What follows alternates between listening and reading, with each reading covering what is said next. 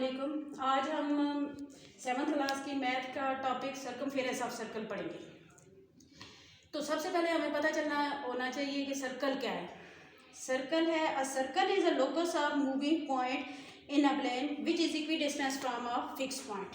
ये कोई सा भी फिक्स पॉइंट है, इसके गिर्द ये जो कोई सा भी पॉइंट रोटेट कर रहा है तो इसे सर्कल कहते हैं, मूव कर रहा है, इसे सर्कल बनता है। इस फिक्स पॉइंट को सेंटर ऑफ सर्कल कहते हैं। तो हमारा असल में टॉपिक है लेंथ, ये सर्कमफेरेंस ऑफ सर्कल। तो सर्कमफेरेंस क्या है कि the length of boundary of circle. ये जो बाहर बाउंड्री वॉल है उसे सर्कमफेरेंस कहते हैं। फॉर एग्जांपल हमारे पास जैसे स्कूल की बाउंड्री वॉल है, तो बाहर वाली जो चार दीवारी है उसकी लेंथ चारों साइड पे से हम लोग मेजर कर लें तो वो हमारे पास सर्कमफेरेंस ऑफ स्कूल बन जाते हैं। तो इस फिक्स पॉइंट से इस सर्कमफेरेंस ऑफ सर्कल के ऊपर कोई सा भी जो पॉइंट होता है उसके दरमियान ये फिक्स डिस्टेंस को रेडियस कहते हैं। ये फॉर एग्जांपल हमारे पास पॉइंट है ए ऐसी लाइन सेगमेंट जो सेंटर और सर्कमफेरेंस के ऊपर जो पॉइंट है उसको मिलाती है, उसे रेडियस बोलते हैं। दो रेडियस मिलकर डायामीटर बनाते हैं। फॉर एग्जांपल ये ओ से बी तक का डिस्टेंस है, ये भी रेडियस है। अब ए बी ये जो डिस्टेंस है, ए बी लाइन सेगमेंट है, ये है हमारे पास 2r के इक्वल हो जाती है, और ए बी असल में हमारे पास क्या है, डायामीटर है। ऐसी लाइन सेगमेंट जो सेंटर ऑफ जो सर्कल के सर्कमफेरेंस के ऊपर दो पॉइंट्स को ज्वाइन करती है और सेंटर में से पास करे उसे डायामीटर ऑफ सर्कल कहते हैं।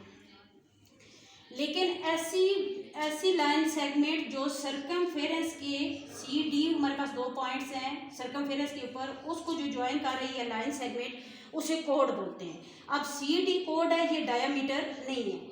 ए बी हमारे पास ये डायामीटर है, लेकिन सी डी जो है, सी डी ये सिर्फ कोड है, ये सिर्फ सर्कमफेरेंस ऑफ सर्कल के दो पॉइंट्स को ज्वाइन कर रही है। तो हमारे पास ये 2r इक्वल टू डायामीटर असल में होता क्या है कि ये फिक्स्ड क्वांटिटी है d इक्वल टू 2r, यानी दो रेडियस मिलते हैं तो एक डायामीटर बनता है, और कोई से भी दो रेडियस मिले तो ये डायामीटर बन जाता है, डायामीटर ऑफ सर्कल। तो हमारे पास रेशो है सर्कमफेरेंस और डायामीटर के दरमियान, जो फिक्स्ड एक रेशो है।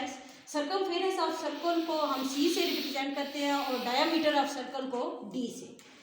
ये सर्कमफेरेंस और डायामीटर के दरमियान फिक्स्ड रेशो को पाई से रिप्रेजेंट किया जाता है। पाई की यानी कांस्टेंट है, इसकी वैल्यू है, अगर इन फ्रैक्शन लिखें तो 22/7 होती है, और अगर पॉइंट्स में लिखें तो 3.14 होती है अप्रॉक्सीमेटली। ये फिक्स्ड वैल्यू है। इससे अगर हम लोग बाय 1 लिख के क्रॉस मल्टीप्लाई अगर कर लें तो c को अगर 1 से मल्टीप्लाई करेंगे तो c equal to pi D आ जाएगा। d के ये हमारे पास सर्कमफेरेंस का एक फार्मूला बनेगा, c equal to pi D. ये इस फॉर्म में जब डायमीटर हमारे पास गिवन होगा। लेकिन अगर हमारे पास रेडियस गिवन है तो सर्कमफेरेंस फाइंड आउट करना है तो इसी फार्मूले में पाई की वैल्यू डी की वैल्यू लगा देंगे। डी की वैल्यू है 2r, तो हमारे पास फार्मूला बन गया 2πr। अगर हमारे पास डायामीटर दिया हुआ है तो सर्कमफेरेंस फाइंड आउट करना है तो c equal to pi D हम लोग वैल्यू पुट कर लेंगे, ये फार्मूला पुट कर लेंगे। अगर रेडियस दिया हुआ है c इक्वल टू 2πr तो हम लोग ये फार्मूला पुट कर लेंगे, c इक्वल टू 2πr। अब diameter, radius, chord of circle और ये दो फार्मूलेज तैयार करने हैं, c equal to pi D और c इक्वल टू 2πr।